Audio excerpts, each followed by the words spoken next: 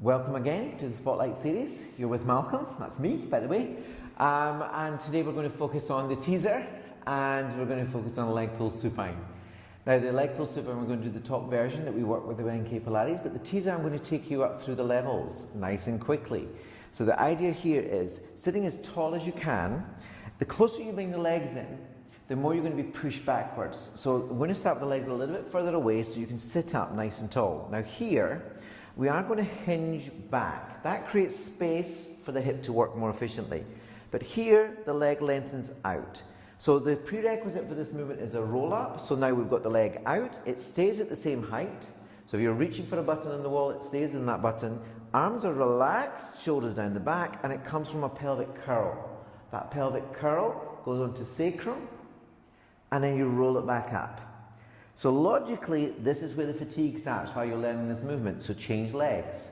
Don't worry about over pointing, make it about coming out to the hip, not through the toes. That pointing out to the hip will make you work more efficiently in the center.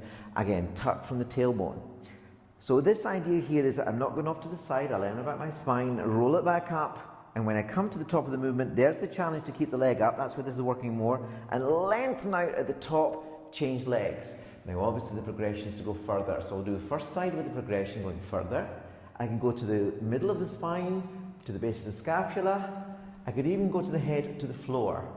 Then roll it back up with like a normal roll up breathing, out breath here, roll through, legs still supported, and up. Now we're going to progress it. All of those versions with two legs. How we get to two legs. Tilt off the pelvis. I'm just going to move a little bit further down so my head has the mat it touches. Come onto a balance like you're rolling. Lengthen out the legs, eye height. There's your test. If you're struggling and fighting here, you're not ready for this level. It takes time. So with the quality, long spine, tilt the pelvis. Same focus as before. Not high legs. Rolling it back up, the legs don't change position. Find your height and lengthen out at the top and begin again.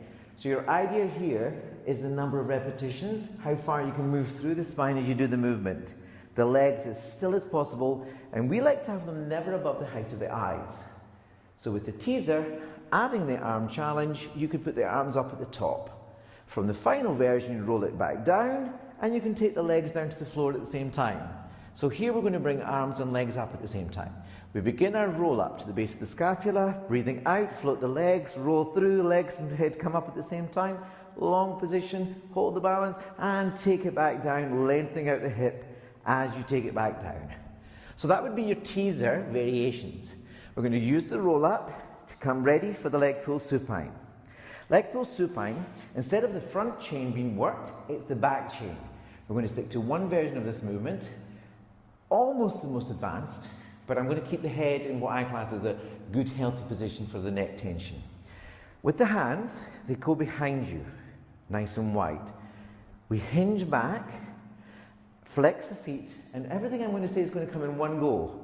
Point the feet, push the pelvis to the feet, put the weight into the arms and shoulders, pelvis moves forward to the feet, creating a long body stretch of the opening of the shoulder area.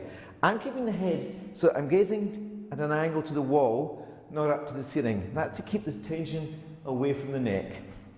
In this position, knees not hyperextended, so the front of the leg is less tense. There's not a bend in the knees, but it's long. In this position, I'm going to reach out to the hip like we did with the teaser, out to the hip, reaching long, take it back down.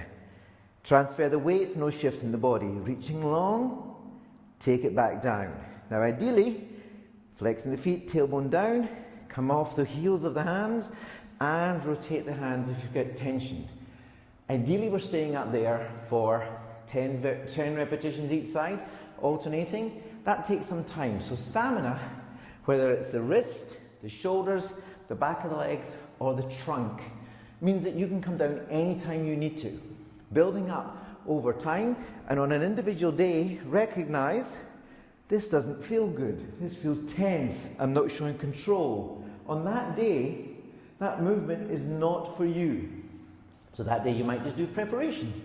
But always think, it's not about the level, It's about the quality you bring to the work. Enjoy your Pilates.